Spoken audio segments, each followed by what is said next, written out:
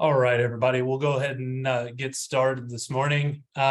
Welcome, everyone. I'm John Webb, Assistant Director of the Division of Water. I know our agenda here has Kerry Johnson on here. He has gotten pulled into something else this morning, and so I'm going to step in and facilitate our conversation this morning. Looks like we've got about 54 participants right now, so a great turnout. I see a few new faces on here. I'm glad to invite everybody who has not attended before, and I'm happy to have everybody here. And feel free to jump in to the conversation at any point in time. We want this to be an open conversation. I am going to attempt to share my screen. We've recently moved from the GoToMeeting format to a Zoom platform here at the state, and so I think this is our first Drinking Water and Clean Water Advisory Council meeting using this Zoom format. So hopefully it'll work out for everyone. Just a few rules, kind of to get us started here. If you're not speaking, please keep your microphone muted. And if you'd like to join in, hopefully there's a hand raise option or something here, or just feel free to jump in if we can't find that kind of an option. I'm going to attempt to share my screen here, and I would appreciate if somebody could let me know if that's showing up for you. Can everybody see that? I can PowerPoint? see it. Oh, perfect. Thank you. Yeah, it's up. All right. Thanks a lot. So I wanted to start off, by mentioning the flooding in Eastern Kentucky. That's been a huge, tragic event with loss of life, huge impact to infrastructure in Eastern Kentucky, and it's something that we've been, it was kind of a drop everything kind of event for us here, and as we tried to mobilize and assist as we could on the drinking water side and on the clean water side. Where we are right now with this is we are closely partnering with the Kentucky Transportation Cabinet on stream debris removable, staging this stuff and trying to get it moved out, and finding locations for the materials has been a challenge as we try to get people back to some level of normalcy. I think drinking water service is largely, if not wholly, recovered. Still working on the clean water side. There are several wastewater treatment facilities that we're still working on getting, namely Fleming Neon, trying to get a few FEMA mobile units up and functional. I think maybe the second of two hopefully has gone online here either really recently or will be in the very near future to get them back up and running. But the other thing that we're doing, we've had a lot of floodplain permitting requests come in, and we are, as a result, I think Thursday of this week we'll be doing a floodplain permitting workshop in Whitesburg. So if anybody is interested or needs more information on that, let me know, and we can send out the information on that to the group. I wanted to take the opportunity to talk over this slide for a few minutes. These type of events really show the importance of water infrastructure in the state, on both the water quality and quantity side. As you try to recover from this type of event, the O&M of systems and thinking through how actually we rebuild, and thinking through as we rebuild our infrastructure in this type of situations, are we building back safer and healthier, preparing for safer and healthier communities, and really focusing on building back safer and stronger. Are we as we have an opportunity to replace infrastructure, are we repairing infrastructure, or are we looking, out at a 50-year horizon?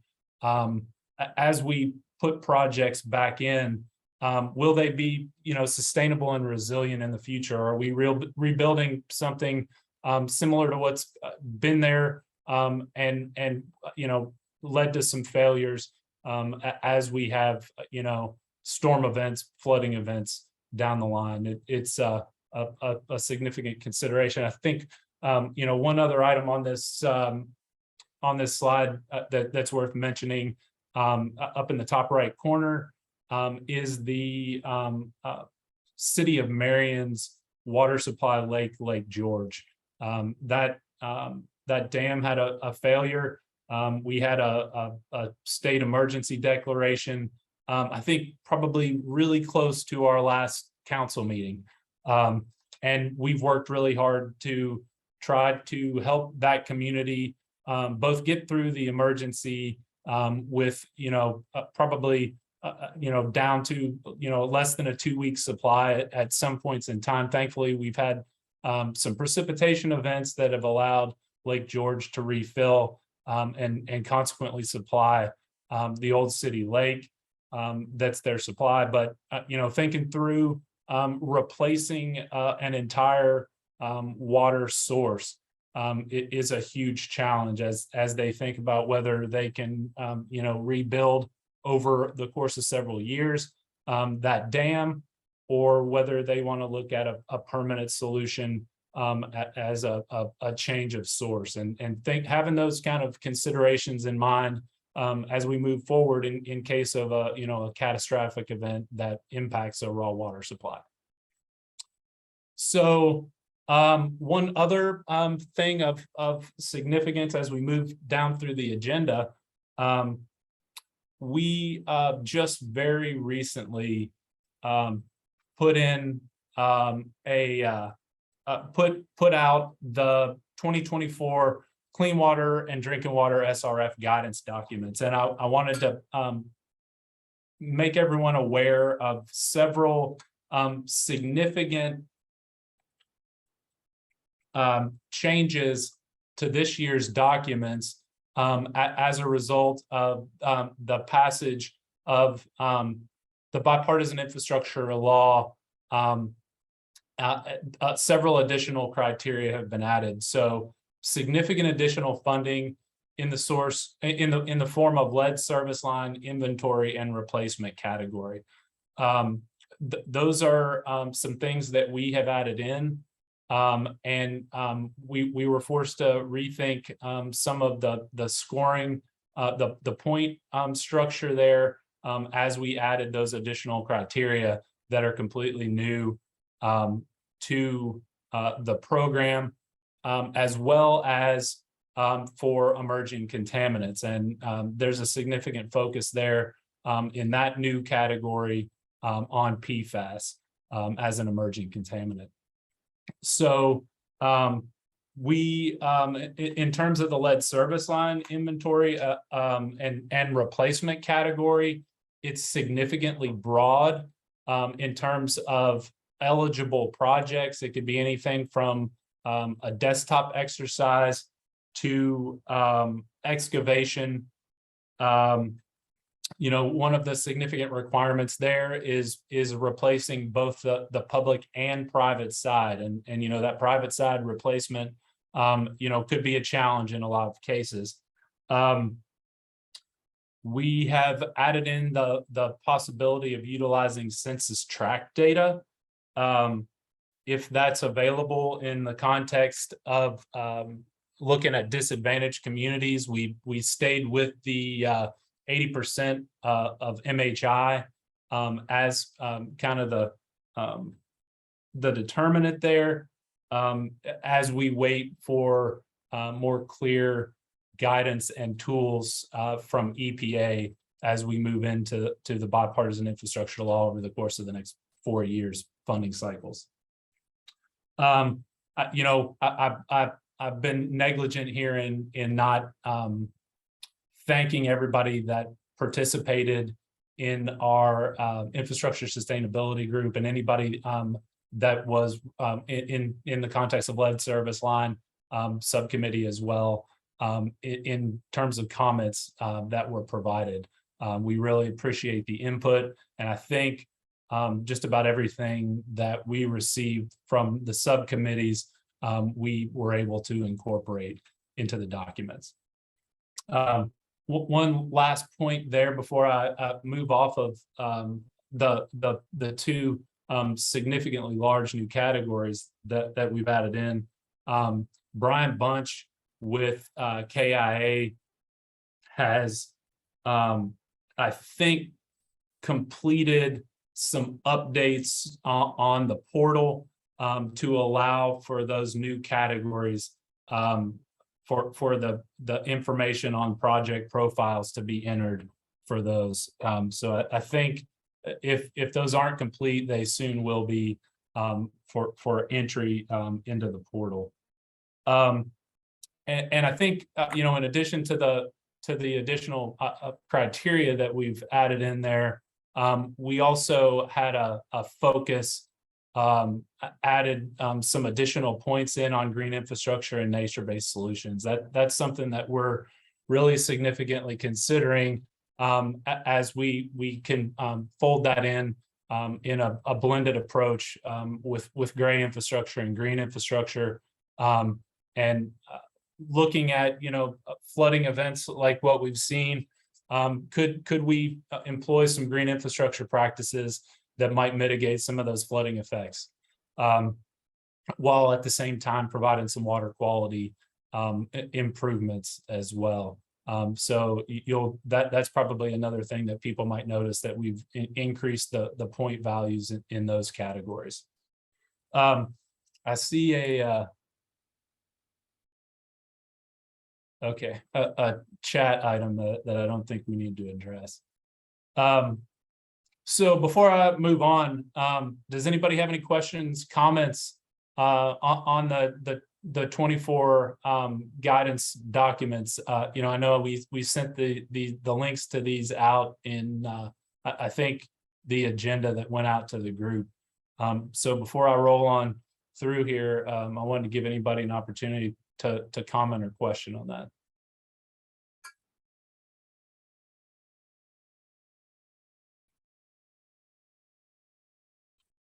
All right, hearing none and seeing no hands, I will move on to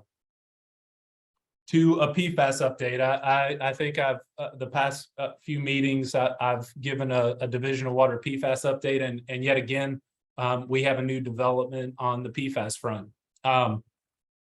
Just last week, at the end of last week, the Division of Water released a report on fish tissue.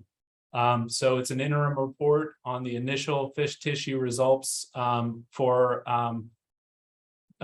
several PFAS compounds. We had done this study on several, and it's an initial report, so it has a limited sample size data set of 98 fish tissue samples. We collected those mostly last year and a little bit into the early part of this year. And the results showed that the highest of all of the 16 compounds that we analyzed for in this was PFOS.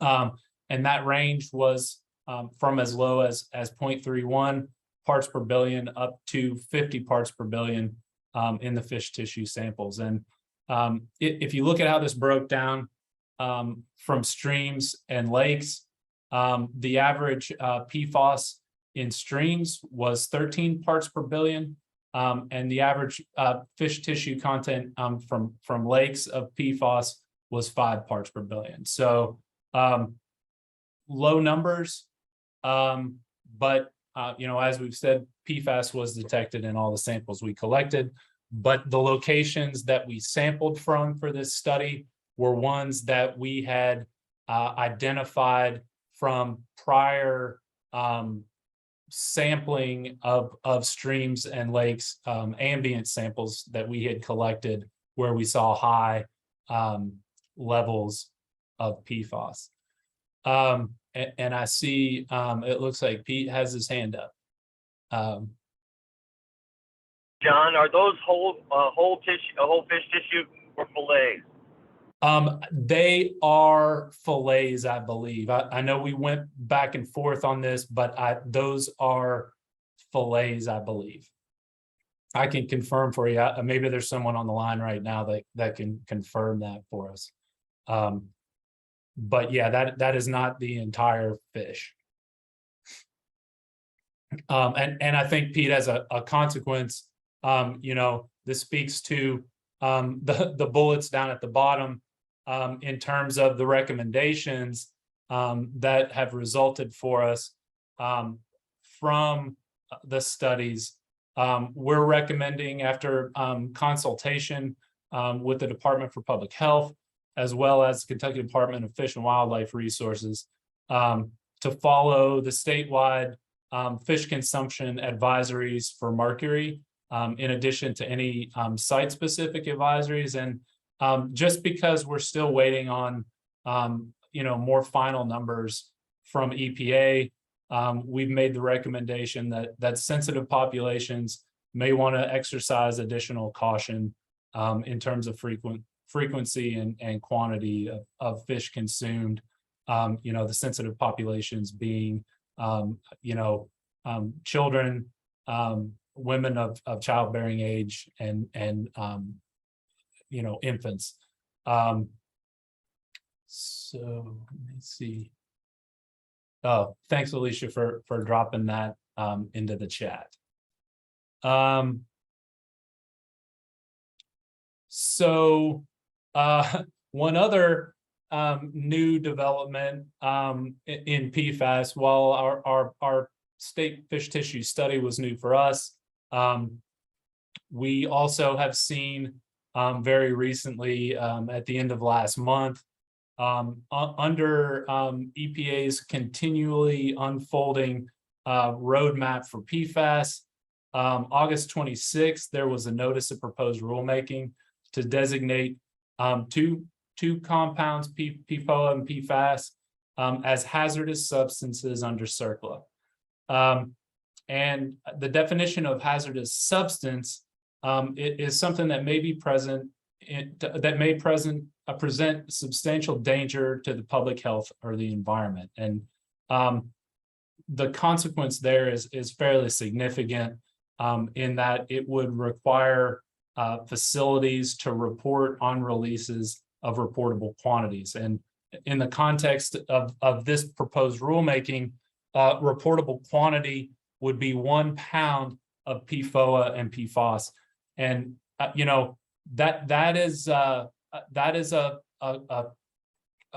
point of I think a lot of question right now. I sat in on the press conference on this that EPA did a week or so ago, and there wasn't much time allowed at the end of that for questions, and there were some significant questions in the context of biosolids and land application, and how that 1 pound may impact the ability of land application. So as I think we say very regularly, in the context of any of this PFAS action at the EPA level, stay tuned. But under CERCLA, as a designated hazardous substance, EPA could potentially require responsible parties to remediate and pay the cleanup costs. And so some of this is, they're focused on the source in terms of the exposure pathway kind of thing in heading this off at the beginning of the line in terms of these PFAS compounds. One other thing of note here is after this, EPA released their kind of intent here. It was designated as an economically significant impact. So that's going to require EPA to do a little bit more work as they continue to roll out this rule. And one last thing in the PFAS context, this is a slide that I thought we might have a little bit of input on potentially, but at the Clean Water Professionals Conference this year, I sat in I'm not actually seeing at the bottom of the screen here. I apologize for my citation that's down at the bottom of the slide here that I can't see on my screen to cite. But there was a presentation that this slide was given a comparison of powdered and granulated carbon ion exchange resins and reverse osmosis nanofiltration, and looking at the effectiveness in terms of removal. All of these have various pros and cons. I think as you move from the left to the right on this slide, you see increasing levels, ability of removal. As you move from powdered to granulated to ion exchange resins, and then, potentially reverse osmosis, I think reverse osmosis gets you as near to a non-detect, I think, as we'll have, but, as we've seen with the health advisory numbers that came out, I think we're going to have to wait and see in the context of MCLs what kind of technologies may be required if source waters have PFAS content in them. So I was curious as to whether anybody on the call has had any experience trying to get PFAS out of your supply in your treatment, and what effectiveness people may have had using any of these various technologies. So I'll open it up for a minute if anybody has any thoughts on the matter. I'm curious to hear.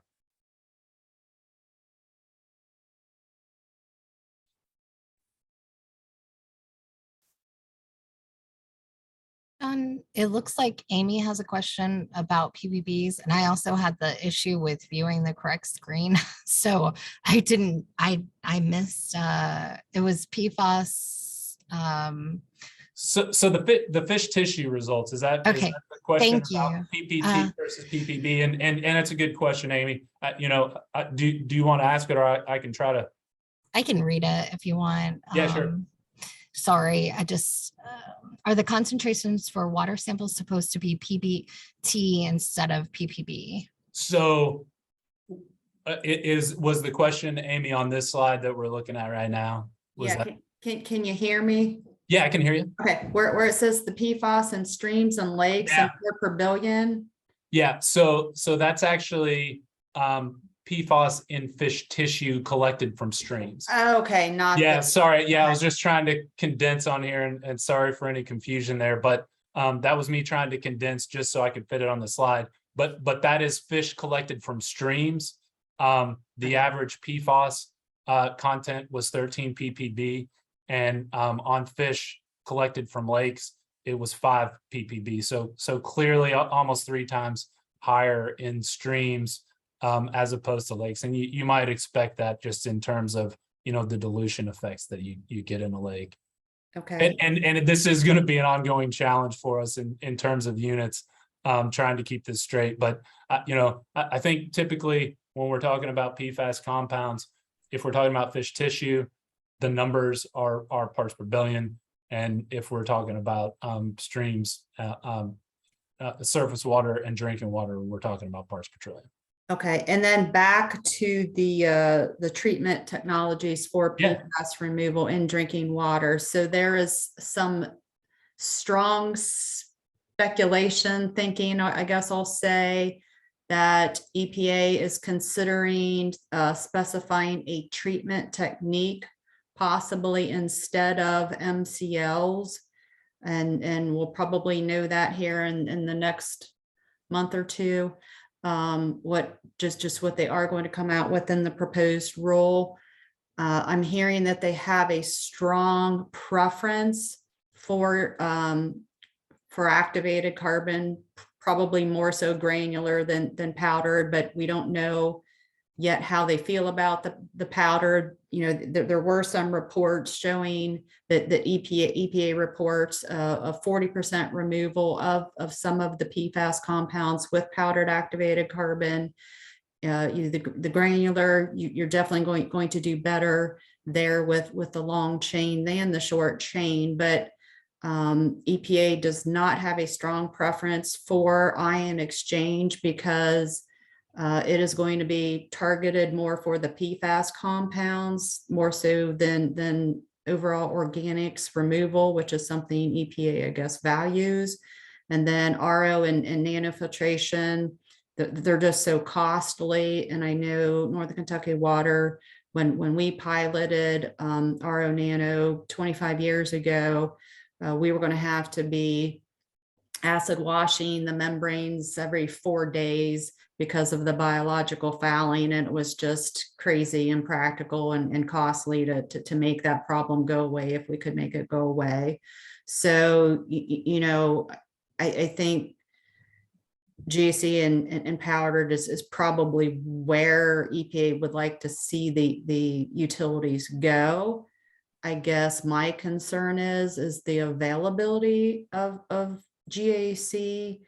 There is really only one supplier right now that can supply our volume of carbon in virgin form, which is Calgon. So that's not a lot of competition. And it's certainly a finite supply of carbon. So, you know, there's lots of concerns, but that's where we seem to be headed. So have you all seen, you know, consequent price increases in that? I mean, you know, limited supply and increased demand. Have you? Because we are reactivating our carbon, we got it originally 10 years ago from Calgon. Initially, some other people tried to bid, but they have over the years dropped out. So Calgon is the only bidder. You know, I think they still give us a fair bid. I don't believe that we are getting gouged, but certainly there is not a lot of suppliers and competition in that market, or places to reactivate if reactivation is still going to be an option. Yeah, well, you know, and one consideration here as well. I mean, you know, in terms of disposal, you know, of either, you know, whoever is doing the reactivation or in the, you know, in powdered form, I assume that has to be disposed of, right? And so, you know, the solids handling question there as EPA moves, you know, potentially to a hazardous substance designation, you know, presents some interesting kind of challenges, I think, potentially for us down the line if they recommend, you know, certain, you know, treatment technologies. But hopefully there will be you know, also some direction and guidance on, you know, what we do with whatever, you know, what along the line, whatever we do with the PFAS that is removed. So, you know, of course, you know, we put in our carbon for disinfection byproduct removal. You know, I think the UCMR 5 sampling will give us a clear indication where we're headed with PFAS.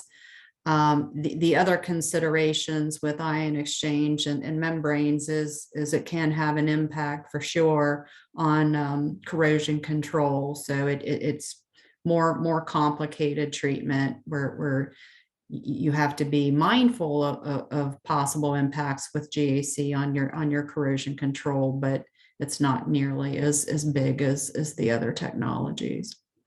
Yeah, thanks, Amy. Hey, Tony. Hey, thank you, John. Just real quick, good morning, everybody. My name's Tony Hatton. I'm Commissioner of DP. Just to follow up on some of the conversation Amy was just having about sources of manufacturers of granular activated carbon. About 7 or 8 months ago, EPA, I think, started requiring or asking for information from people in that particular business And I think originally they were going to ask it under their, what's called their RCRA 3013 authority, which nobody in their right mind wants to get a RCRA 3013 letter. We had several conversations with them. I specifically had conversations with the folks from Region 4, and I urged EPA to take a little bit different approach, because people who are in the business of manufacturing granular activated carbon and regenerating it are a necessary, more than necessary, stakeholder in this whole process here of doing what we can to improve the quality of the drinking water related to PFAS, which I still continue to think is the most measurable and important thing we can do. I think some of the other things that EPA is coming down the line with, hazardous substance and all those other determinations, might be necessary, but I think it's too much at one time. And we run the risk of painting ourselves into a corner where we can't do something that is of the highest value, because there's a result that comes from that we don't have a solution for. I don't know if what I'm saying makes any sense or not, but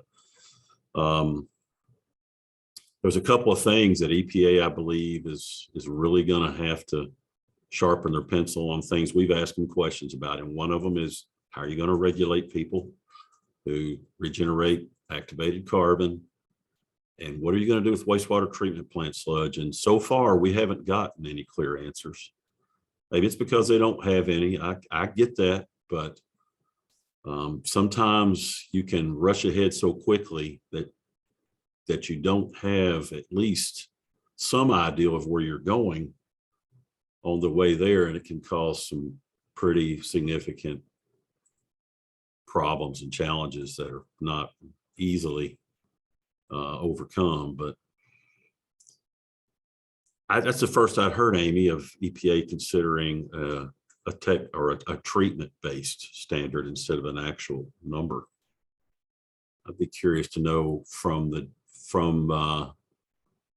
those who are in the business of treating drinking water, what do you all think about that? I'm just curious if anybody's willing to share anything.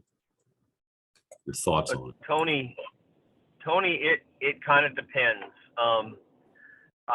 People that are doing other treatment that's as effective, I would think that whatever, if they do a treatment technique rule as opposed to an MCL, and the table's set to do a treatment technique rule because of the detection limit being so much below or so much greater than the MCLG. Yeah. And you heard Amy say that EPA has a preference for removing other organics. So when they do a treatment technique rule, they're going to try to optimize or maximize the benefit on that treatment technique rule, particularly on the economics of it, and saying, well, yes, there's going to be additional costs, but not only are we going to reduce the risk from the PFAS that will be removed, but also you're going to remove other organics, which are precursors for disinfection byproducts, et cetera, so they can optimize the benefit when they do the cost benefit analysis. Okay. That makes sense. How are you doing, Pete? Better than I deserve. I hear you, brother. So if they go down that route, will there be an actual sampling requirement, and whatever the number is whatever the number is? Is that how it'll work? Well, yeah, Tony, there's a threshold. Go ahead. Sorry. Oh, go ahead, Pete. Generally, there's a threshold associated with it in the source water. So if you're exceeding whatever threshold, in this case, it's probably likely to be the method reporting limit. That's about 4 or 5. Amy, I can't remember what the method. Yeah. Now 537.1. It's full. And then that might trigger. Yeah, that would trigger the requirement. But right now, we're speculating until, and of course, like you mentioned, Tony, the big concern is not just what the cost of putting in the technology that they may mandate, but then you have those the treatment residuals, and how are we going to manage that in terms of storage and disposal? Yeah. Not just the liability part of CERCLA, but just what's it going to cost for us to dispose of? Where are we going to put those treatment residuals? Yeah. Lots of questions and no answers yet. So anyway, thank you all for entertaining my question. I appreciate it very much. Hey, John, this is Chris Bobe, Hey. Louisville. If anyone's interested in learning a little bit about powdered activated carbon in terms of PFAS removal, we've done a fair bit of study and research in this area, so be happy to share our results. It's not all that promising, but for the longer chain compounds, PFOA or PFOS, I think there is some benefit there, especially in the medium to higher dosage levels. Depending on, everything really hinges on the type of carbon that's selected. And like Amy's saying, you know, it's hard enough when you have a monopoly on GAC media, but the market for PAC is not all that much better right now anyway, with a lot of supply chain issues. So there's a lot of price gouging in that market right now, as many folks on the call probably are feeling. But happy to share that research if anybody wants to reach out. I'll put my email in the chat. Thank you. Thanks a lot, Chris. Hey, Chris, do you want to speak at all to contact time, the role of contact time in that in PAC and or GAC? I guess with PAC in particular, it's really a function of high dose, high contact time. You know, forget about residuals and handling residuals just to get the stuff out of the water. You know, we're looking at, we have the great benefit of a large reservoir where we get, you know, greater than, you know, 8 to 12 hour contact times, which is highly unheard of, I guess, especially for smaller systems that might be on a reservoir or even a small trib river system. But yeah, the only benefit to powdered activated carbon is if you can achieve the higher contact times and get the removals. I think for PFBS, Gen X, some of the smaller chain stuff, we're only seeing like at best maybe 15% removal. But for some of the higher contact time, higher dose, especially with the wood-based carbons on the higher chain PFAS, we can see up to 80% removal. So I think there's some promise there, but you would need to really look at an engineered solution for, especially if you have low contact time with your carbon. Wow. Thanks, Chris and Pete. Hey, Mike. Hey, I was just going to weigh in real quick, John. You know, Tony, I appreciate your thoughts on that and tracking on it, and on Amy's tracking on it as well. PFAS is just problematic at so many different levels. I mean, if we go to a specified technology, then there's got to be a threshold scenario for that, I would think. But as Chris was saying, if it's not really effective on removing, we're going to go to a lot of expense, great expense to treat, and maybe not get the results we want anyway. And then you have the residuals. What do we do with those? The cost, you know, what's going to happen in the carbon industry. So I'm just, you know, kind of advertising gloom and doom here that there's no easy way here. So hopefully EPA will get some additional input before they feel compelled to just act on this. So. Well, and thanks, Mike. You know, and that, you know, that you raise a good point there in terms of, you know, if and when we have the opportunity, you know, as a state to weigh in, particularly, you know, the utilities that are on the phone, you know, the comments to EPA, letting them know the impacts are valuable, I think, as we move down this road. So, you know, please take the opportunities as they arise to let EPA know your what considerations you're facing as we go down this road. John, one thing I wanted to add to what Mike said that we need, you know, to couch this, and there's not a heck of a lot we can do about it, but it does create this dilemma of what we're doing is we're allowing people that produce these materials to continue to produce some of them, and we're passing the costs to treat them onto ratepayers. And it sort of sets up this environmental justice scenario particularly for less fortunate, economically fortunate ratepayers. So it's sort of, I don't know if EPA completely appreciates the irony in that, but there is some of that's real. Yeah, thanks, Pete. And we through, groups like ASWA and Aqua can communicate the state level, a perspective on this. But, as utilities out there, I'll encourage you with that type of feedback is, EPA needs to hear it from people that are being impacted.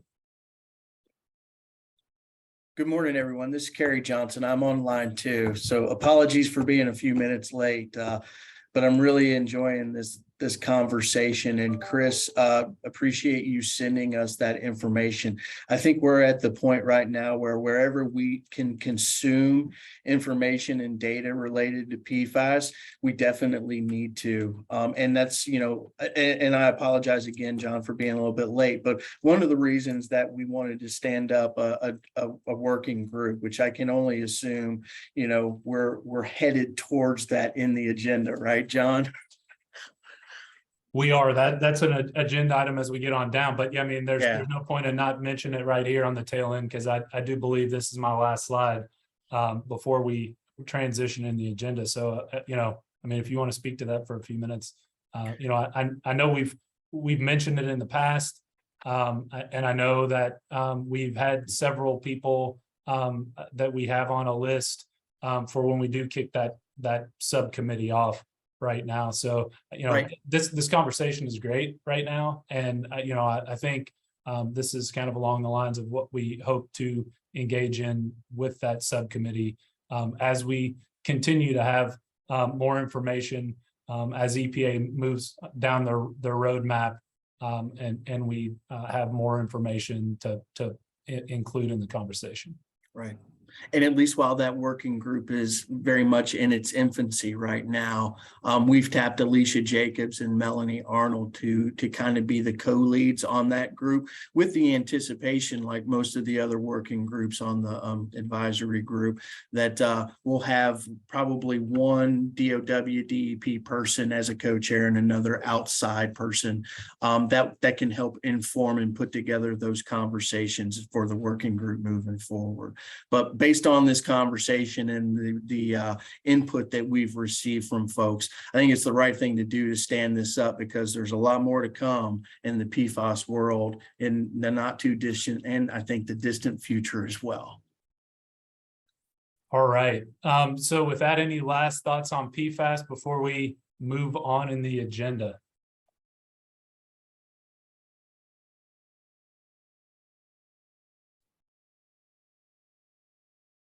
All right, with that, our next agenda item is a presentation on a water workforce survey that was done, I think, in the Kentucky Water Resources Research Institute and Clean Water Professionals.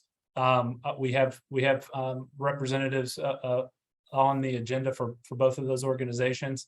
I know we received a presentation, and I'm not sure exactly who's going to give that presentation here, but I'd like at this point to turn it over either to Donna or Valerie Lucas. Thanks, John. Hey, Val. Hi, I'm actually going to start us off here, and then Donna is going to follow. Should I try to share my screen with? Yeah, you should be. The permission should be such that you can just share your screen. Okay, let me try that. And if you can't, we can work with you, I think. Okay. Yeah, because I think we do have a copy, and if it doesn't work, then. Okay.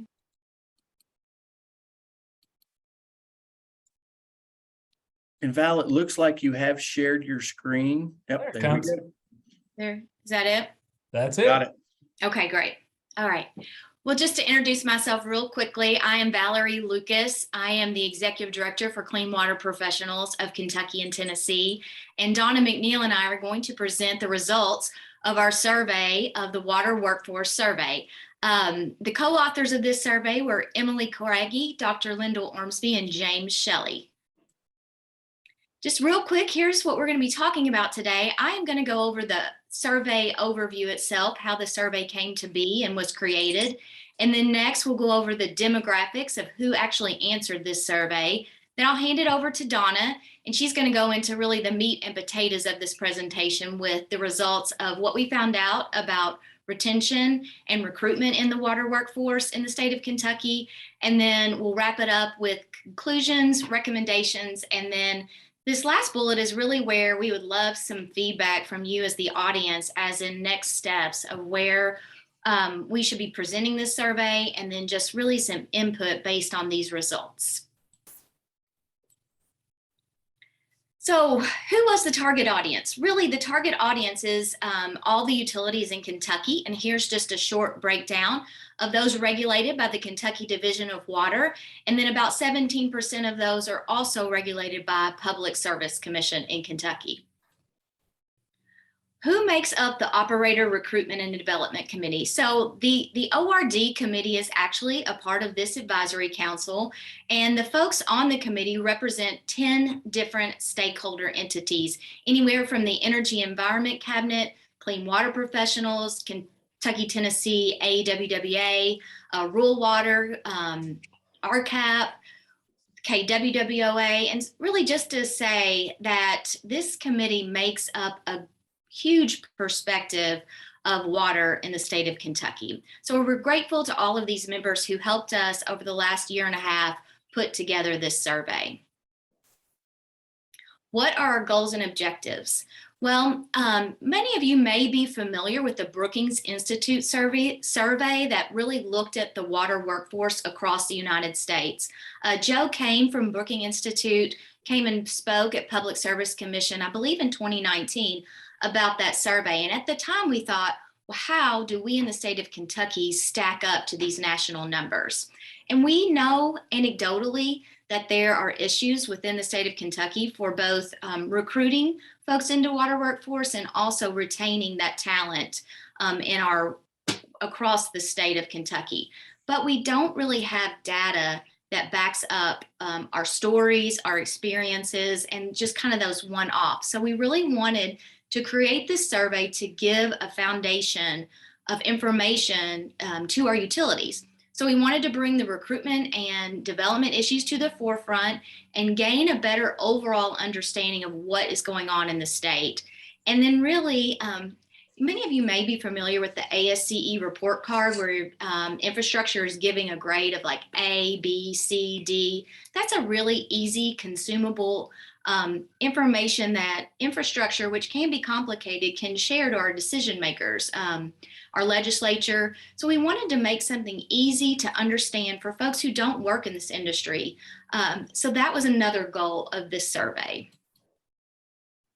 So we created two surveys. The first is an operator survey. That was really geared towards an individual response. So how do you as an individual answer these questions? And then the second survey was a manager survey, and that was really a survey that asked not only about the manager, but the utility itself. So we're trying to get individual responses and then an understanding of what is going on in the utility with the manager survey.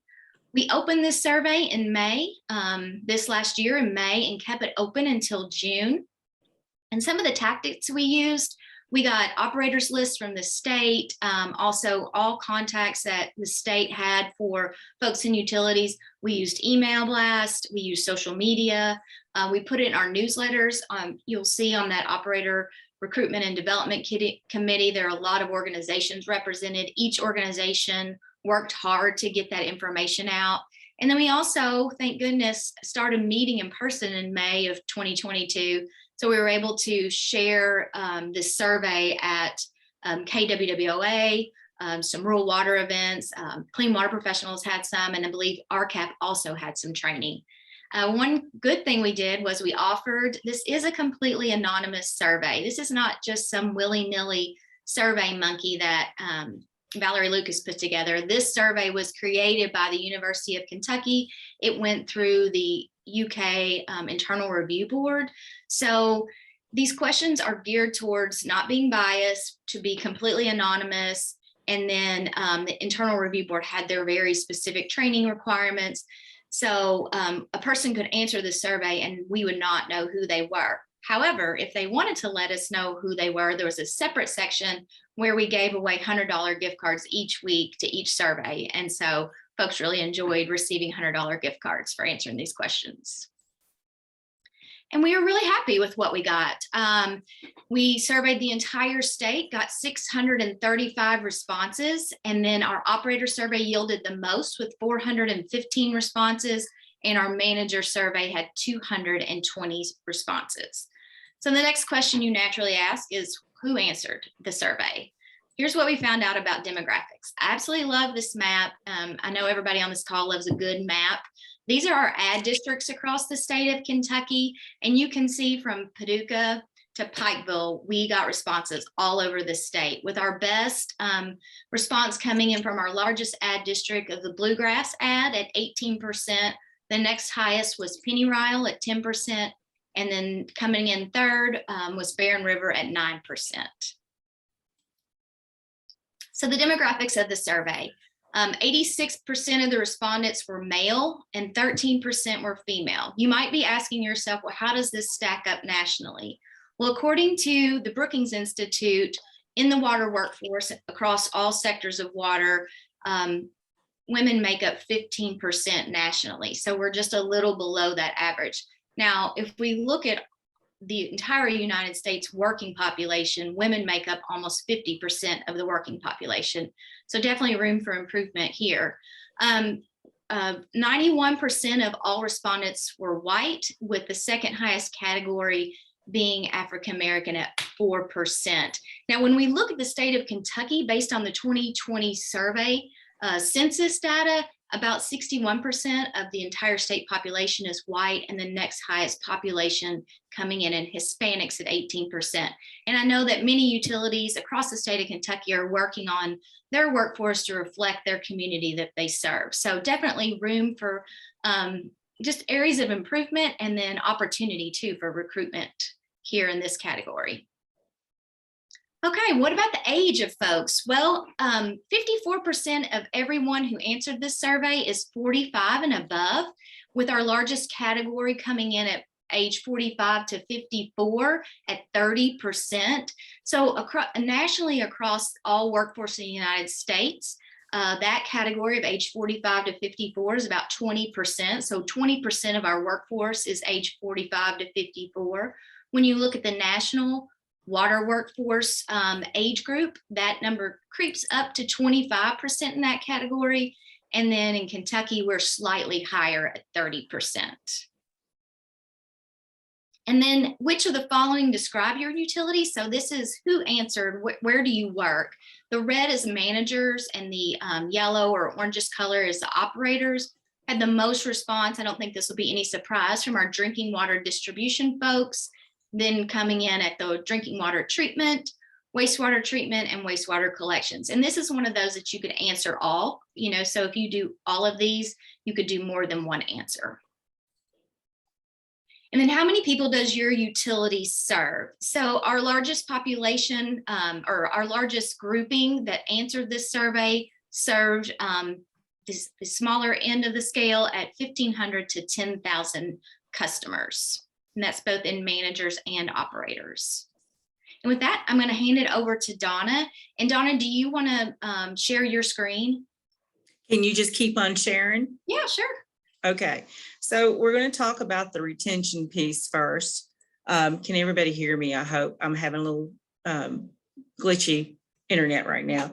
Our question that we had was, we asked both the managers and the operators, does your utility have enough operators? This was really close. It was answered almost identical in both surveys, with over 55% saying no, we do not have enough operators in our utilities.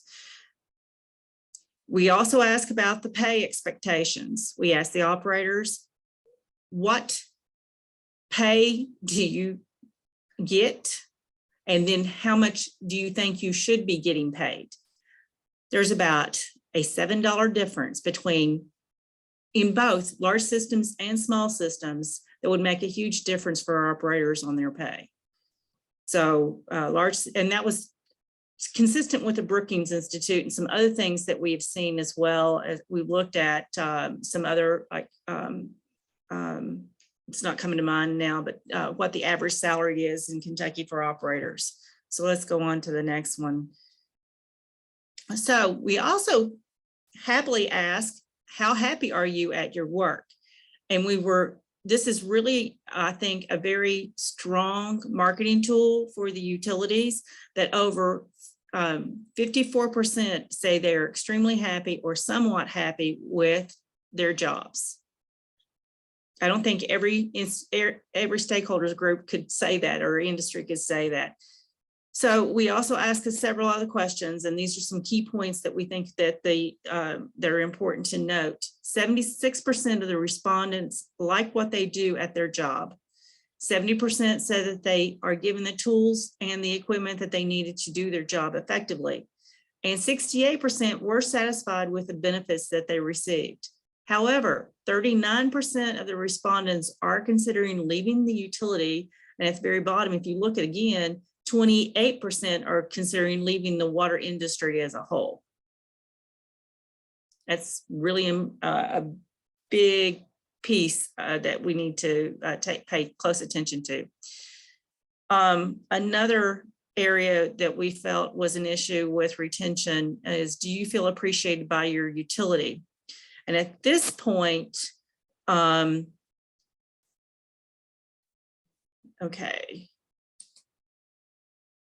I'm sorry. A very large percentage, 39%, do not feel appreciated at all. And only 28%, a moderate amount from that perspective. If you're happy with the job you're doing, but you're not feeling appreciated, there's a tendency for that may account for the 39% that is thinking about leaving the industry entirely. There was a question in the chat, or a comment in the chat, that said, are the full results of this survey available online somewhere? Apologies if I missed that. It hasn't been addressed, but there is a full report on this that I will address. We have provided that report. It will have, what we're going over is just a small percentage of the data. The final report with all the appendices that has all the questions and the answers to each of those questions has been finished. It was finished the end of August and supplied to the cabinet. It's over 200 pages long, and the appendice has all, like I said, all the questions for the manager survey and all the questions for the operator survey. But we are just highlighting a piece of this at this point. From the relationship with the decision makers, 51% of those that responded said they were slightly well or not well at all, understood that they didn't feel like the utility decision makers understood what they do. And then, how often do your utility, back one, please. How often do your utility decision makers communicate with the operators? 55% said rarely or never at all. Okay, and then we asked the managers, what reasons were operators giving you that they were leaving their job? 72% that it was better pay and another job opportunity. 62% are retiring. So that's compared to the rest of the answers, those were two significant items for thought. The next one was 38% was undesirable working hours, like being on call and holidays. And then we feel like these three questions had a lot to do with succession planning. One, are you currently eligible to retire? 23% of the operators that were surveyed that responded are eligible to retire.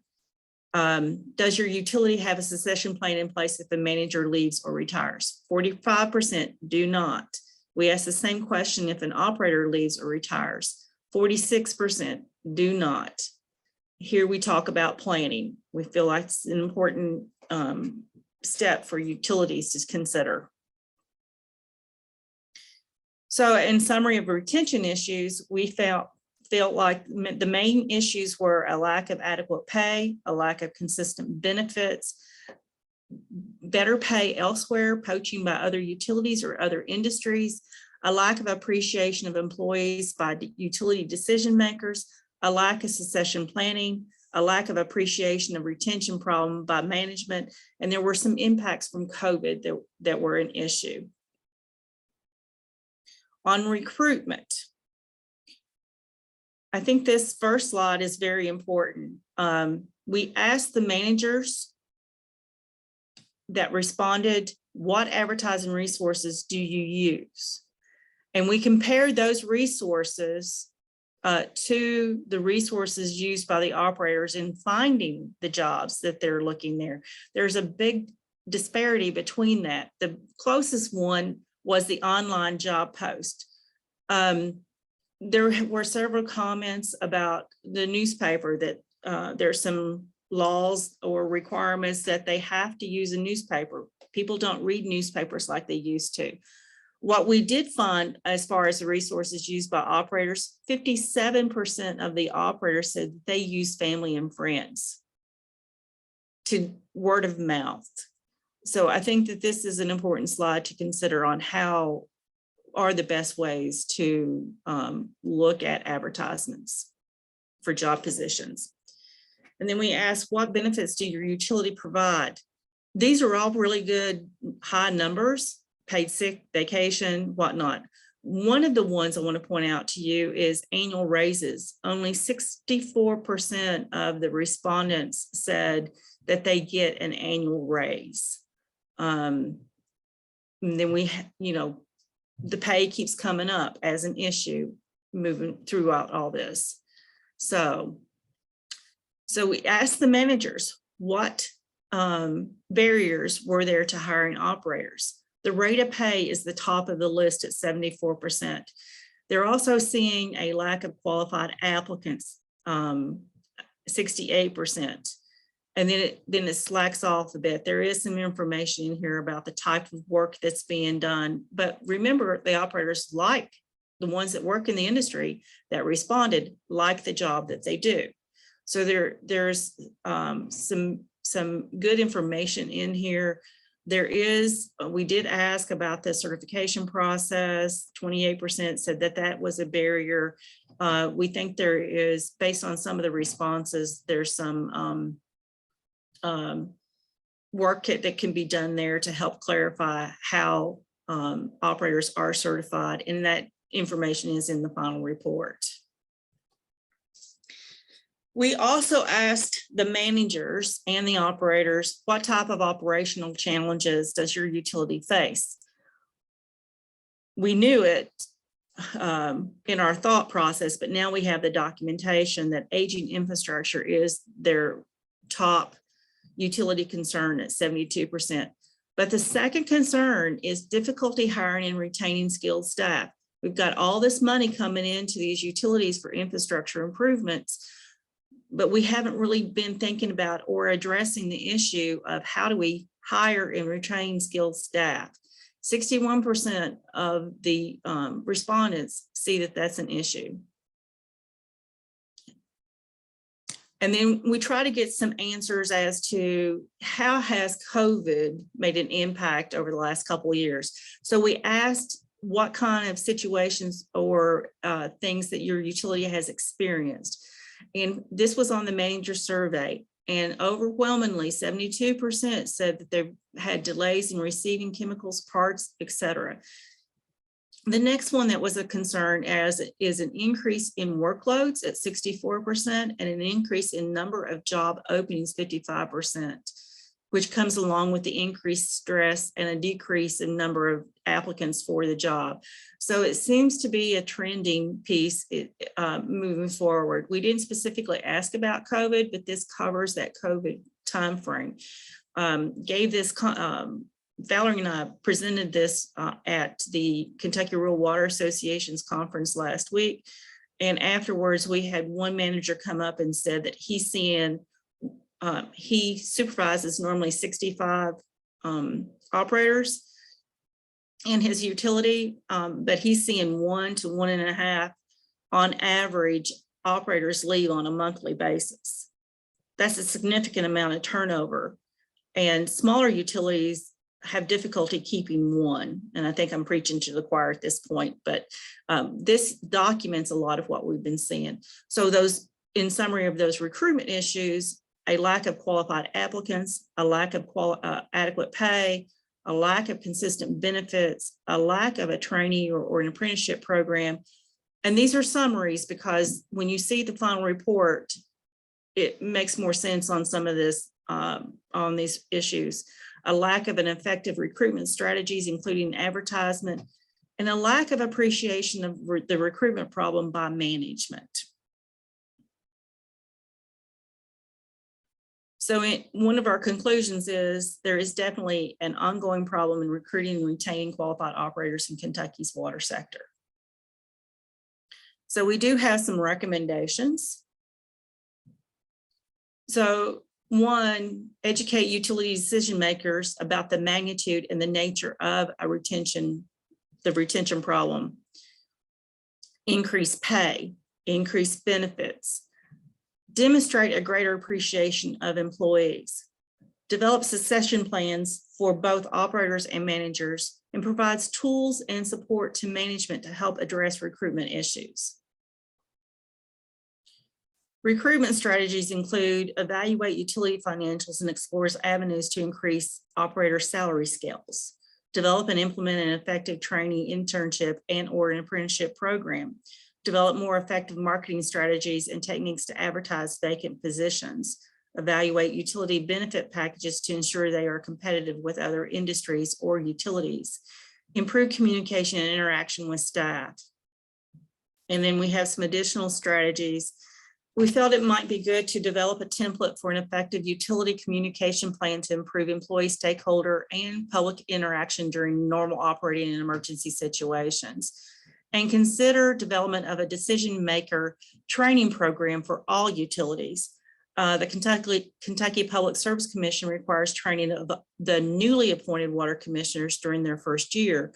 That's the only training requirement that I could find in regulations. That only affects 116 of the 194 systems, only 17, it's about 60% of the PSC utilities, but that's only if they're newly appointed. There's no CEU requirement for commissioners once they're appointed to the position. So Valerie, you want to come back on here?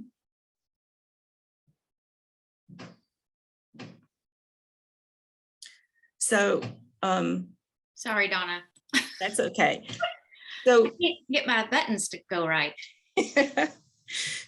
we feel like there's a lot of data that we just scratched the surface on the results in this. There is a final report. We will, once that has been loaded onto a website, we will be glad to share that information. We feel like there's a need to present these findings to the water sector. Valerie and I and Emily have been presenting these at different locations. Valerie, jump in here at this point.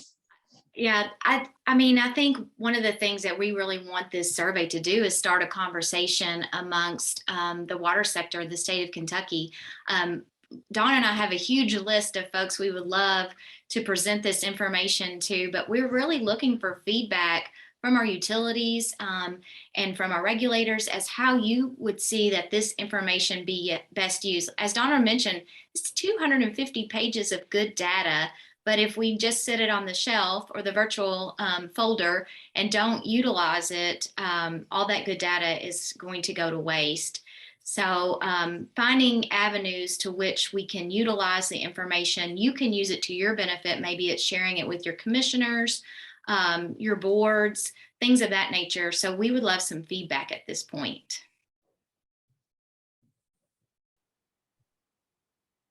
So, thanks you all for a great presentation there. I think there's a lot there to digest. And, to your point, I had a question in mind here, and it goes to your fourth bullet, present findings to public officials.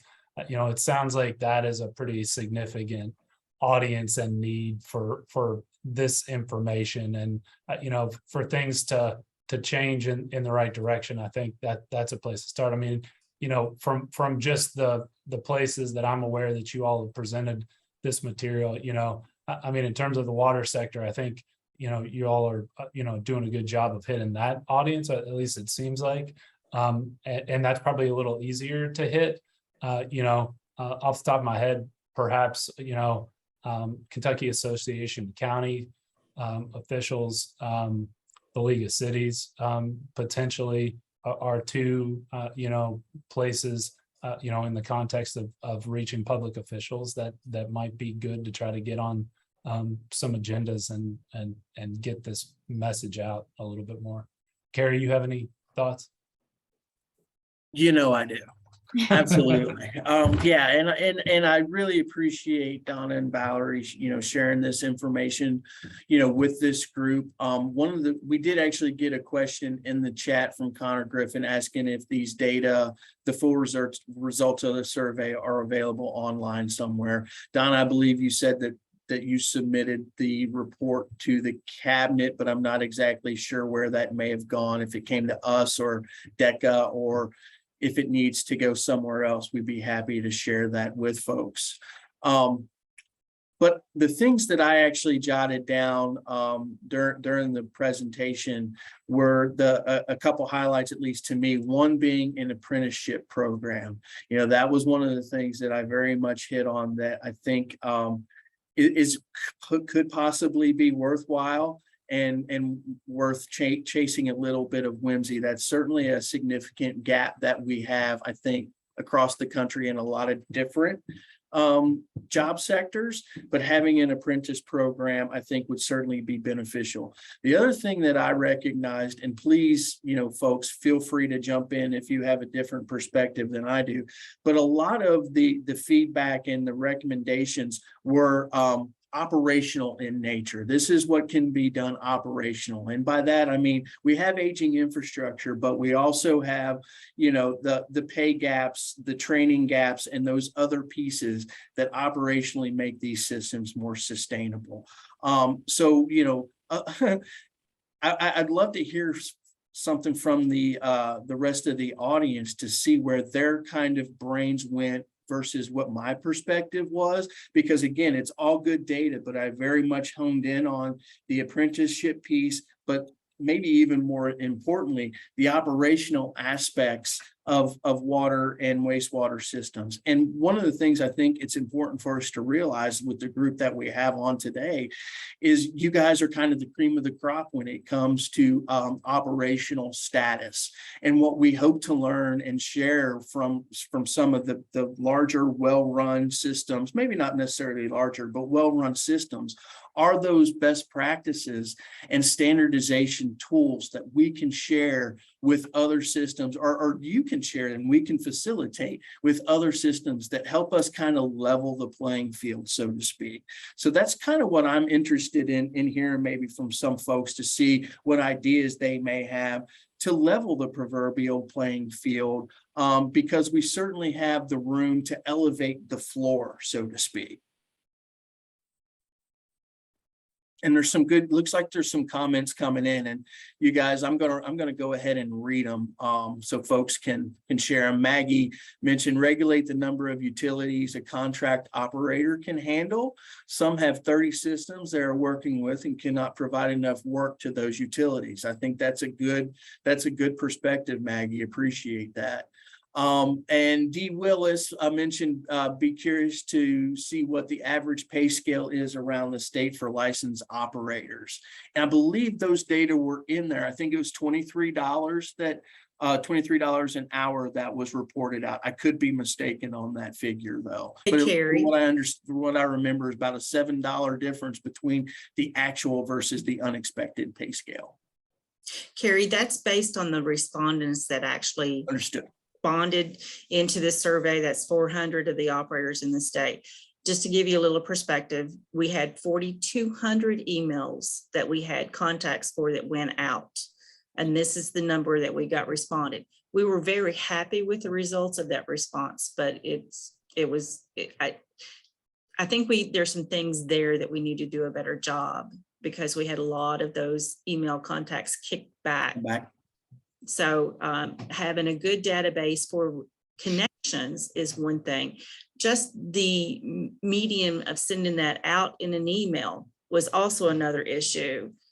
Some things went to spams, and a lot of operators don't have their own email. It went to somebody else. So sharing the information. Valerie and I asked, it was asked at the Kentucky Rural Water Association, how many people actually saw this survey. Only about a quarter of the hands went up in the room. And so we feel like this is a good indication and a good response and a valid survey. But I think that there's a better way that we need to look at other mediums to communicate forward. On the apprenticeship program, Heather's got her hand up and I'm glad she does. I'm going to let her speak to that. Thank you, Donna. Hi, this is Heather Stevenson with Kentucky Rural Water. And I just wanted to, first of all, introduce myself to people that I haven't had the pleasure to meet yet. But I again want to say, Donna and Valerie have done a fantastic job putting this information together and sharing it. It's something, it was reflective at our conference, just how interactive the audience was and how interested they are in hearing this information. Because like they said, we all know there's an issue, but we all need data to back it up when we're trying to get people more involved. So just wanted to speak to that. But I also wanted to mention, Rural Water does have an approved registered apprenticeship program. We are partnered with the State Apprenticeship Agency. We have national standards that have been approved by our state. It has been, it's been active for almost 3 years now. And I think we've done we've got 26 registered apprentices around the state. But there is always room to grow and make that more scalable.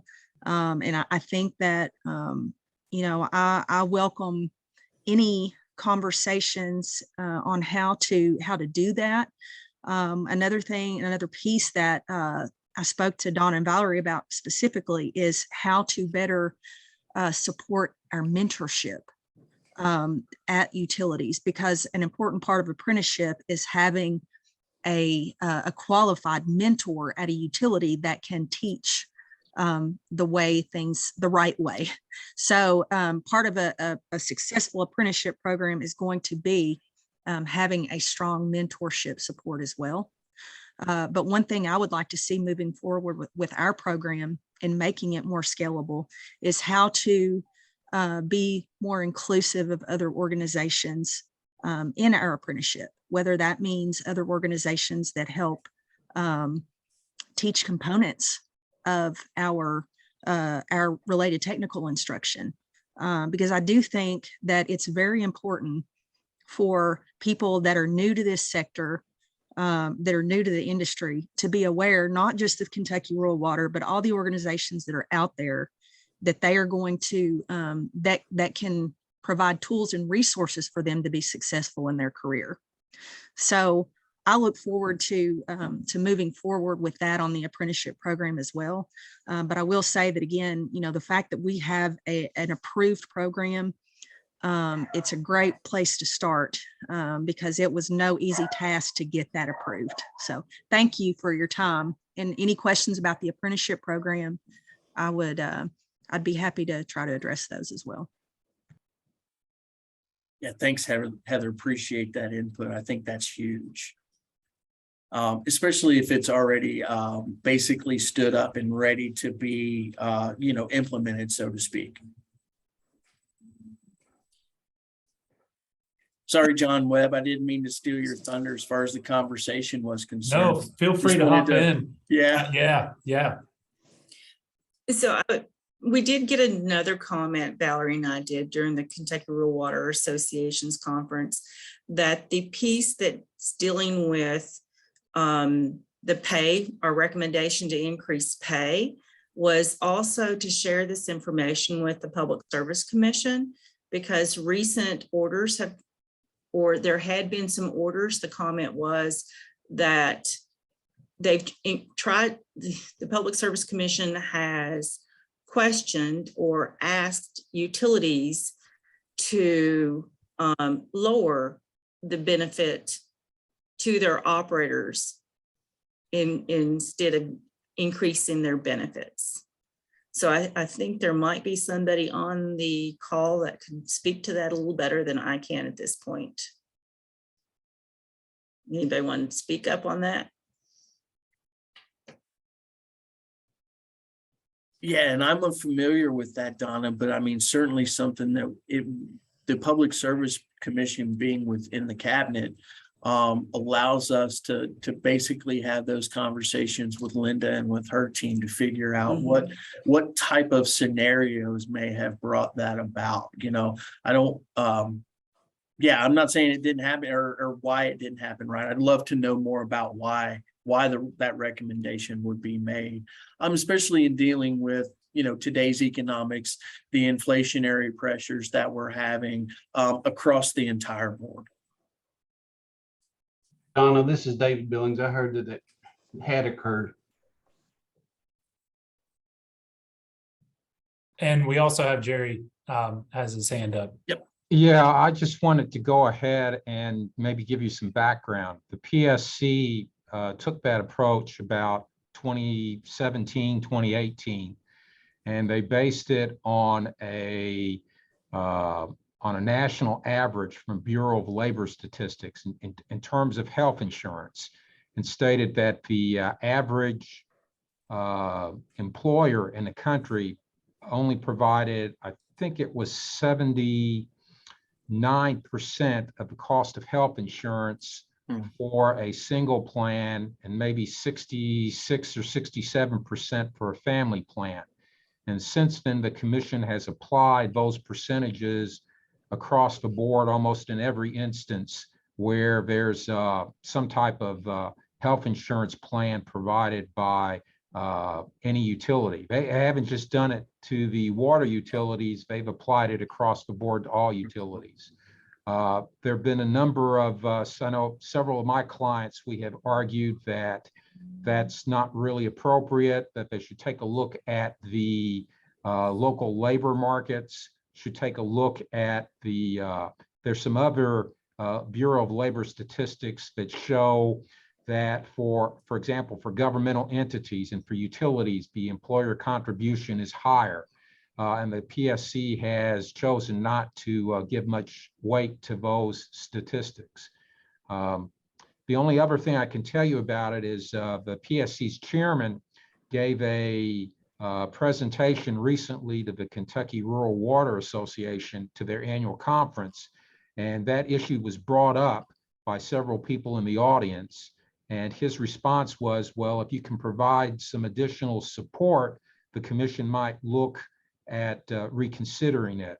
I don't know what exactly support the PSC is going to be looking for, because I know at least in the few cases that I had been involved with, we threw everything we had at it, and they weren't persuaded. It may have, excuse me, it may have just been those particular commissioners, because there has been some personnel changes in the commissions and the commissioners. But I think right now it's the commission's policy is still to apply that Bureau of Labor Statistics average, and they haven't budged on it.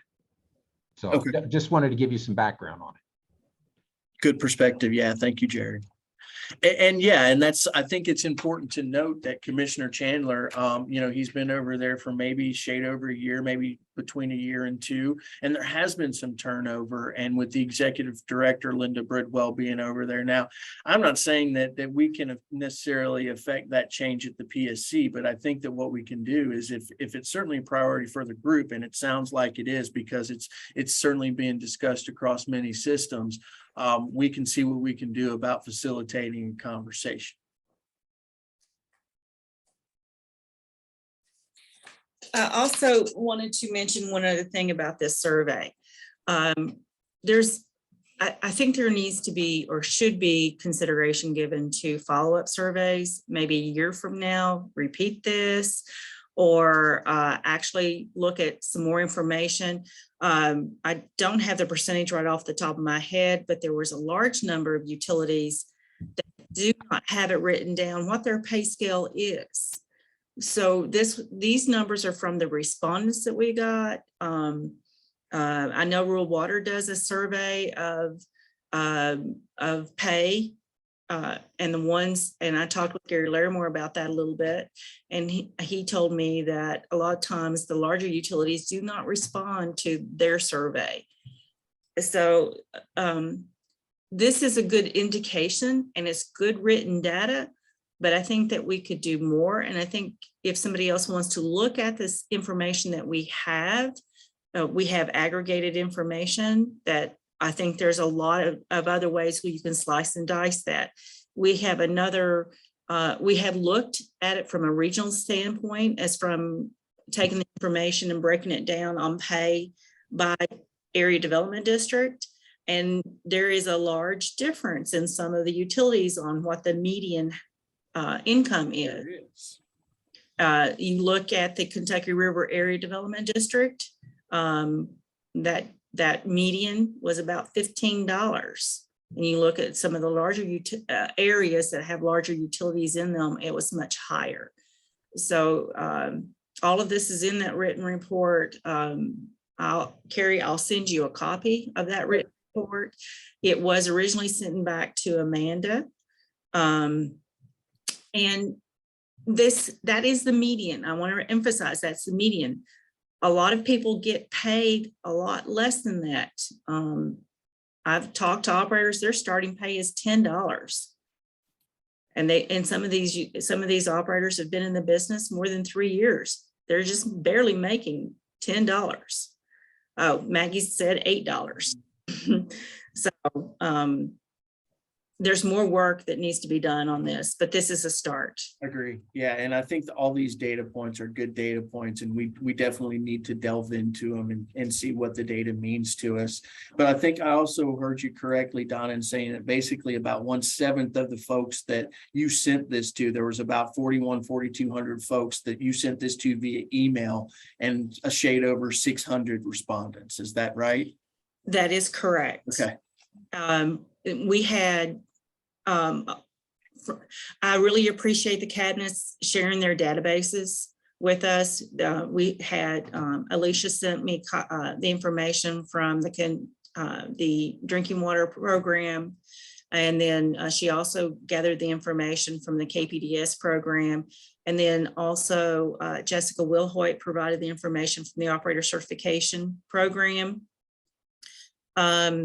So we pulled all that together. I will say this, there were over 12,000 records started with.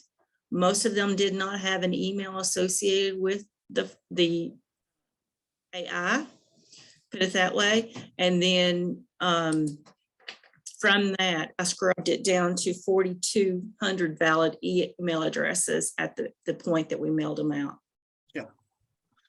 And I can attest to the fact that that's something that Alicia and her staff have taken a significant update to fairly recently. So I would expect our contact list to improve over time, just because we realize it's 2022 and it's not that hard for folks to have an email. Not always the best way to correspond. Don't get me wrong. Don't mistake that. But I agree. I think that having good contact information is a must. And for those folks that are maybe not, necessarily acclimated to corresponding that way, we've got to find a better way to get information to and from those folks. But honestly, that's where, I think we can lean on the folks in this advisory group to be able to help us and make those recommendations. I think, just government in general, we do some really great things. We've just never been all that great at telling our story. So however we can learn from folks about doing a better job of telling our story, I think we're all ears to be able to get those messages out. Harry, I have a quick question if we have time. Of course, Val. Just on this slide specifically, talking about what kind of challenges does your utility face? And of course, we all know about aging infrastructure and how much money has gone to address these issues for utilities, both in the state of Kentucky, money from the state, and then federal money. And it's more than delivering drinking water or clean water services. It's really a public health issue to have these reliable infrastructure to maintain a level of service that people can, live in these communities. And when we look down at difficulty hiring and retaining skilled staff, that's second at 61%. But as a state or a federal entity, I don't know that we're doing anything to help in this category. A lot of times in our medical facilities, like dentists and doctors, there's programs that help put them in rural communities where they need those skills. Is there anything that states or federal government can do in this category to help us recruit and retain skilled staff when it comes to this public health, providing safe, clean drinking water and clean water services for folks? Yeah, well, at first, I think that's a great question. And to hit the public health aspect of water and wastewater services is probably where our messaging has been lacking. And keeping in mind that most of the infrastructure that we deal with is below ground. So out of sight, out of mind, it makes it that much more difficult to deal with, right, Val? But I think specifically asking your questions, I don't know that there's anything off the top of my head that I can think of. I'd love to be able to hear, if anyone else has any perspective there, but I think it's something that we've got to be able to figure out pretty quickly. And if we can find those partners, one of the things that we've afforded, especially this year, is an influx of funding to be able to do more, right? We just need to be able to, engage our partners like the folks on this call and figure out where those priorities are, because at least at the state level, we kind of have a siloed perspective, which is why these conversations are so important to us, right? It helps us tear down the silos. But if we're hearing the need from industry and from our partners, then yeah, I think there's an opportunity for us to stand something up or at least chase a little whimsy, so to speak, because it doesn't do us any harm if we've found a significant need to try to, address that need. So kind of a non-answer answer, Val, but I think it's worth us having more conversations and more thought about. Well, Scott has his hand up. So yeah, Scott, he has some thoughts. Just a quick question. One of the things we struggle with, and I think Donna touched on this, anytime we send out these surveys and we try to address pay rates for employees, we try to address rate structures throughout the state, the participation is good, but it's not where it really needs to be. And this may be a little bit out in left field, but as we evaluate some of these systems through the sanitary survey and the financial component, could the state start requiring that a payroll sheet with current pay rates be submitted for review and also the current rate structure? And I know that that's a daunting task to go in and compile that data, but if we could get access, and Kentucky Rural Water, if we could get access, because we're doing a lot of this anyway, to that information, that would be a very valuable tool in evaluating these systems moving forward. Right. Yeah, I mean, I think that's a good thought, Scott. I don't know that we can require anything without a specific authority and a regulation that kind of explains how to require it. But it doesn't hurt us to start asking, right? And I think if we start asking, we may be able to get some good feedback.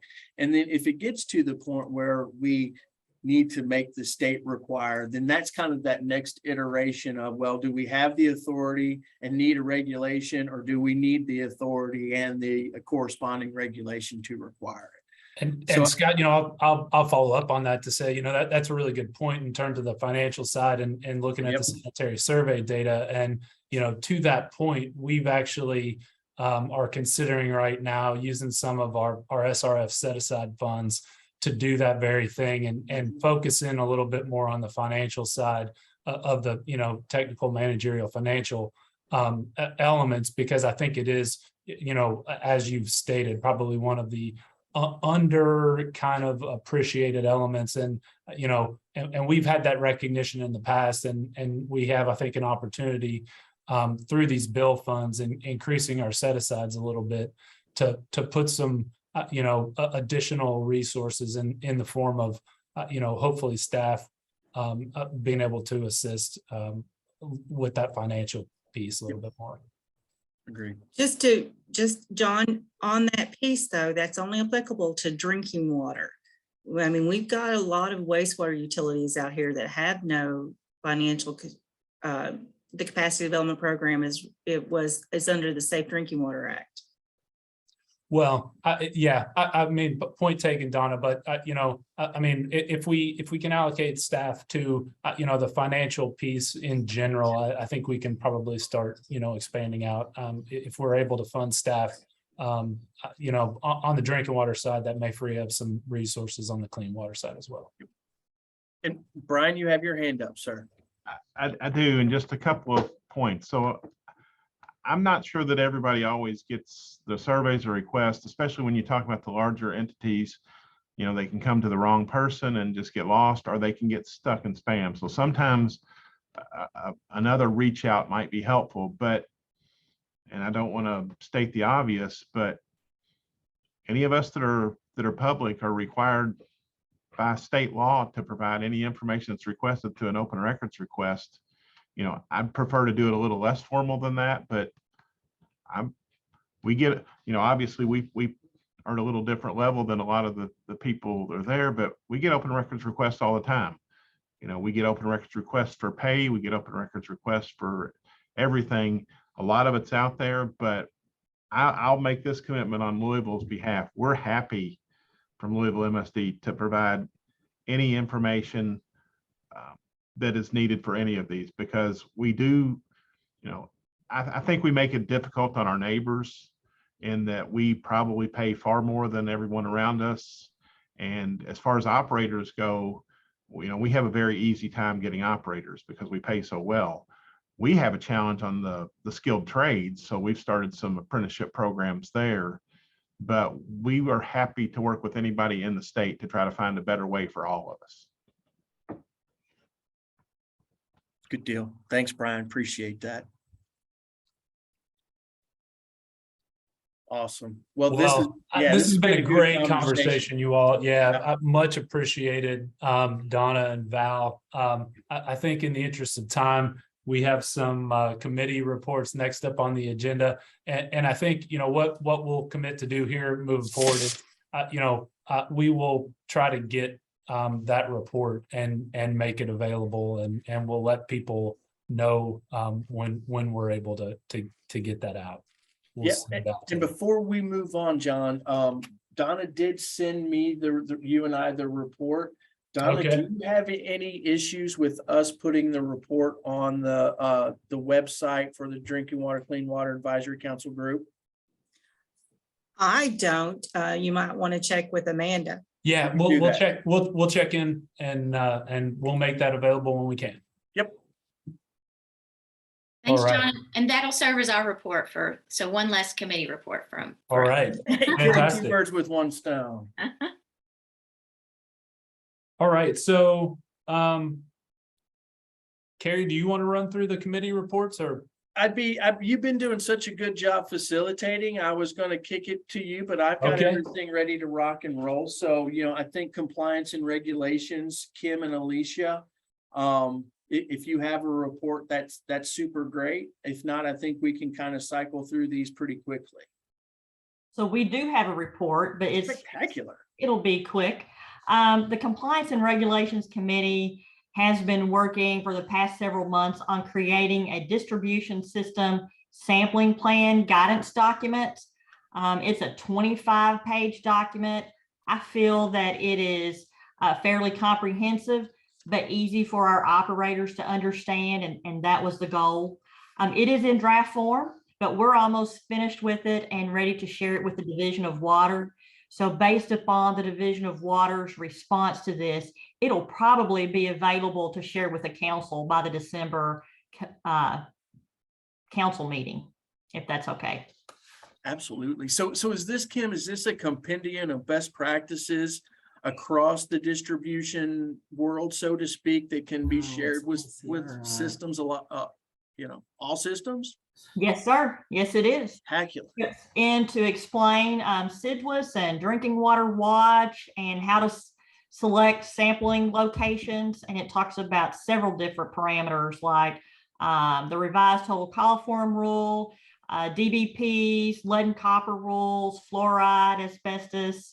And we even talk about mapping, just generally speaking, and the importance of GIS mapping. Awesome. You're really talking mine and John Webb's language when you mention mapping, right? So I do. Mine too. I need a picture. Absolutely. I can't understand it if it's not in a picture. Yes, I'm a visual learner. Yes. This group has been I represent a group of hardworking hard chargers, and they're very detail oriented. So it's been a pleasure to work with them over the years. Awesome. Thanks, Kim. Appreciate that. Well, I'm going to keep it with Alicia because she puts her hands up for a lot of different things, but the lead in drinking water is Alicia and Amy Stouffer. And I know you guys have had, I guess, some fairly significant meetings in the not too distant past. So any report out, Alicia, from you and Amy on that, or is that maybe part of the meeting that I missed? Amy is here to do the report out. Good deal. Okay. Yep. Is my video working? Because I can't see me. Okay. So EPA did release the inventory and funding guidance documents in the last month or two.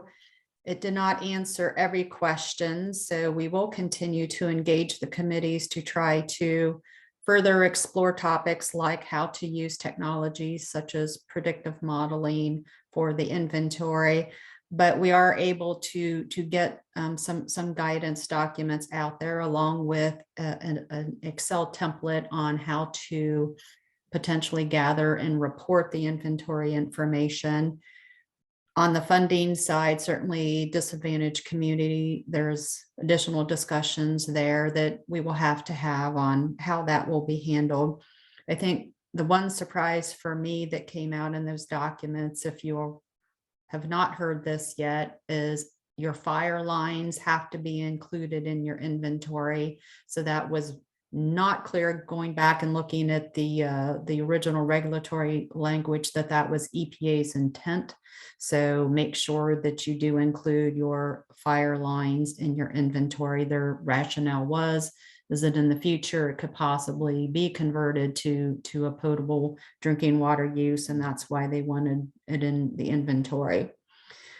We have teed up 2 more of the subgroups that we're waiting in the wings. So they're going to start meeting here in the next month or 2, that being the subgroup on corrosion control and the other one on public education and notification, because it's time utilities start engaging. God, I hate this their meeting. customers. So we're going to try to develop maybe some templates and examples on how to communicate with the customers. So I think that's it, unless Alicia has anything else that I didn't cover. I think you did a great job covering everything. This committee's and all the subcommittees have worked really hard. So I'm excited about everything that we're able to put out. So check out, I guess the only thing I'd add is all of these materials are going onto the Division of Water's compliance page. So if you look at that, we're getting a lot of useful tools for water systems. So look there, ask me if you need a link, if you have trouble finding it. Okay, thank you. Good deal. Thanks, Alicia. Thanks, Amy. Appreciate that. Well, let's go to the infrastructure sustainability. Jerry, I know you're on, and Russell, I believe you're on as well. Do you gentlemen have a quick report out? Just a couple of items very quickly. We last met in July. At that time, the committee completed formalized its recommendations regarding revisions to the SRF priority guidance documents. We forwarded those to your office at the beginning of August. And I'd just like to thank Russ, because he did a great job on putting it all together, and all the members of the committee for their hard work. We had a lot of discussions, and I think the recommendations that were made reflected the hard work of a lot of people.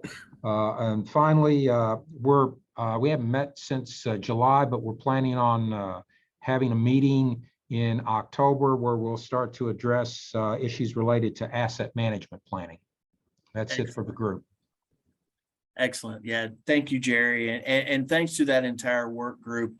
Having the perspective in developing the state FY24 clean water and drinking water SRF guidance was huge. So again, that just highlights the importance of us being somewhat siloed at the state, but having the perspective of the partners on the call to be able to inform us. Now, we may not always agree 100% on some of the recommendations, but our goal is to find a common ground so that we can help as many systems get to their needs as possible. So very, very glad to hear that, and really appreciate all the work that went into that. I'll move quickly on to nutrients. Brian, I know you've already spoken, but we also have Josiah Fry online as well. And I was curious as to whether you gentlemen had a quick report out.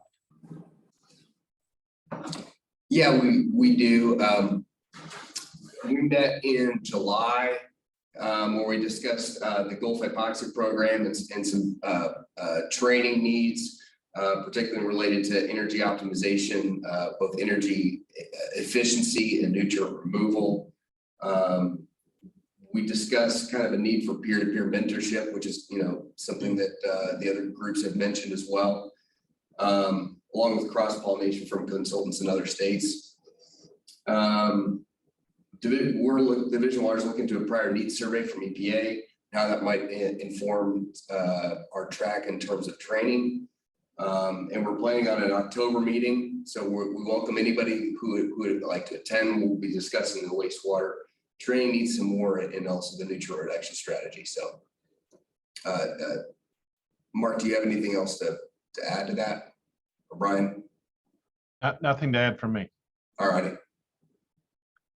All right. Thank you. Thank you. Appreciate it. Yeah, appreciate it. Thanks, guys. So we've talked briefly about the PFAS working group and the fact that we've at least at the Division of Water somewhat tagged Melanie Arnold and Alicia Jacobs to at least co-lead that. I think this meeting will springboard us into many more PFAS related discussions, as was alluded to earlier in this very meeting. But I don't want to put those folks on the spot because this is such a new development, so to speak. But I was curious, kind of the last report out I have, at least on my agenda, is a quick update from the small systems group. Is there anything from Scott or Sarah on the small systems work group? I wasn't sure if Sarah was on here or not. I was going to let her take. Yeah, Sarah's on vacation this week, Scott. So she was unable to make the meeting. Okay. We have been meeting, but to be honest with you, with what all's transpired in East Kentucky, I think it's kind of took both of our efforts focus there. So hopefully more to come soon. And I can personally attest to that as well, Scott. But thank you for all the work and the assistance that you guys have given, and really to everybody on the call today, because I know most of the folks that we're online with today dedicated some type of resources to help in the short term, and now we're kind of in the intermediate recovery phase of the major floods. So, from a professional level, from a personal level, I just want to thank everyone for all that they've done thus far. We have a long way to go in Eastern Kentucky to hopefully bring them back and help them spring forward from this disastrous event. But that's what we're working day and night on, trying to figure out and work with these folks. But again, I can't thank enough for all the folks that have either put time, money, resources, even thought towards the what's really an unprecedented event, not a surprising event. We've seen flooding in Eastern Kentucky, just not anything kind of this widespread, at least in the near future, distant past. So that takes us through all the committee reports. Hey, Carrie, I anybody. want to interrupt just real quick. Dale Yep. Hughes has her hand up. Who did? Oh, I'm sorry, I can't see that. Who has? Yeah. Hi. Hey, Dale. I didn't Hey, want you Dale. to skip the source water protection subcommittee. We have been doing a little bit of stuff. I can keep it short and sweet though. Perfect. No, just wanted to let you all know we've been working on drilling down into how we can assess operator needs as relate to source water protection. Looking at hoping to get feedback on what they need in terms of resources for funding and outreach, trainings that they might like to see, and tools for communication of source water protection concepts. So earlier this month, we sent out a survey, not a fancy one as Donna's and Valerie's, but out to the Drinking Water Wednesday listserv with questions designed to answer those issues and see where they would like us to focus some of our efforts in developing trainings and tools. So that will be out probably completed by the end of this month, and we'll be discussing that at our next subcommittee meeting early in October. We've gotten limited response so far, so we'll probably be pushing the survey out through several other venues, both social media, and the Kentucky Rural Water Association is going to be sending it out through their networks as well. My co-chair Matt Glass is working on that. And we will have a link to that, I think, also on the Kentucky Rural Water website that people can access. So if those of you on this call have received that survey, you may get it a second time. Apologies if it's a repeat, but would appreciate any input that we can get so that we can focus the committee's efforts there. Also, I want to put in a really quick plug. Kentucky is participating in the second annual Source Water Protection Week, which is occurring at the end of this month. As part of that, we're utilizing social media and posting educational posts about the importance of source water and what resources are available. And we've also developed a website that can detail ways for utilities to get involved and participate in Source Water Protection Week, including how to participate through their social media and some ideas for maybe hosting events or sharing materials with the public. And as part of that, those resources are posted on our Source Water Protection Week website, as well as several resources that are available through the Division of Water, including the Kentucky Water Health Portal, the Source Water Protection Viewer, many mapping resources that can be used to educate or perform source water protection planning. There's also some great success stories on the website. So I'm going to share the link to the survey and to the Source Water Protection Week website in the chat for those of you that are interested.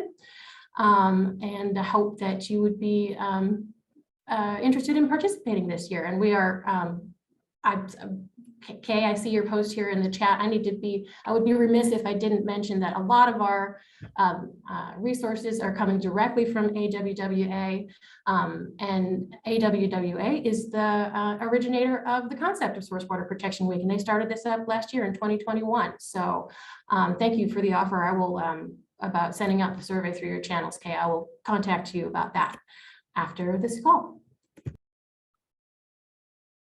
Thanks, Dale. And I thought you spearheaded a great social media post on the EEC Facebook yesterday. I thought that was for Source Water Protection Week. Great post. For those folks that may or may not be familiar with Dale, Dale is an absolute rock star and does some great things in the Source Water program. So I invite everyone to take a look at the products that she's putting together because they're outstanding. They really are. So one of the things I've been asked to, well, first, before we move on, did I miss any work groups that are available or willing to have a quick report out today? I can just mention for PFAS, Melanie and I are getting organized and we expect to have a meeting in October. And I put my email in the chat and the list of folks that I already have. So email me if you are interested in the PFAS work group and I'll add you to the list and hopefully we'll meet soon and get organized and get going on that one. Good deal. Thanks, Alicia. And now I don't have to worry about announcing what you were texting me. So that's good. Thank you. Yeah, no, thank you. I appreciate it. It keeps me from forgetting. So kind of any last comments for the good of the order before we move on to, I guess, the final announcements?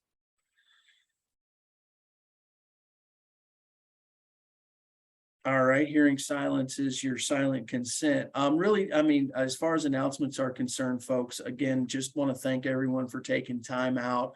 Our next meeting will be December 13th at 10 a.m. So that's Eastern time, starting the same time we started today, basically 3 months exactly from today. Again, I really appreciate all the input. I know we've got a lot of action items that we'll be following up on after the meeting and need to have some conversations on the side with several folks that are in the call. I can't say how astounding it is to have at some point over 80 folks as participants in the call. Even if you're just listening into our spiel, that I think that's great exposure, not only for us, but hopefully folks are at least learning or gathering some type of perspective that they may not have had before. But just want to let everyone go by saying have a great fall afternoon. It looks like it's going to be a pretty day, at least here in Central Kentucky. And I can't thank everyone enough for taking time out to talk. Let me jump in for a minute. Donna, did I miss something? Hand up here in the announcements category. And I can't see the hands. I'm so sorry. Wow, that's why I'm here. Yeah, good deal. Thank you, John. I just wanted to mention that the Kentucky Water Resources Research Institute is having our annual symposium on September the 19th at the Central Banks Center, Convention Center in Lexington. They're next to Rep Arena. So if you all can come join us, we would appreciate that. Thanks, Donna. Yeah. Registration. Appreciate that reminder. And that actually reminds me, I'll make one final announcement. The Governor's Conference on the Energy and Environment is October 17th and 18th. So several folks, at least with DEP and EEC, will be participating in that conference quite heavily. So I would invite everyone, if you have the ability, to join us. The only thing I'd love to leave everyone with, especially if you are one of our local stakeholders and collaborating with the ads, that's one of the things that we're really trying to promote as we move forward in infrastructure development, hazard mitigation, and the like. But here's, the challenge that I've kind of laid down at all the conferences that I've presented at this year. If you're a local official, I challenge everyone to get involved in their ad Water Management Council and their Ad Hazard Mitigation Council, because they're really a mechanism to be able to collaborate with not only us at the state level, but also federal resources to be able to bring to your community. So thank you to the ads for doing that. We hope to and will become continually engaged in those work groups. So that being said, unless there's any final words for the good of the order, I'll let everyone get on to, well, at least on the Eastern time zone, a couple minutes before lunchtime.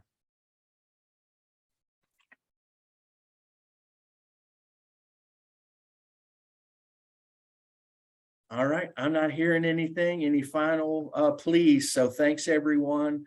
Stay safe, and we'll talk to everyone next time. Bye. Thanks, you all. Thanks, everyone.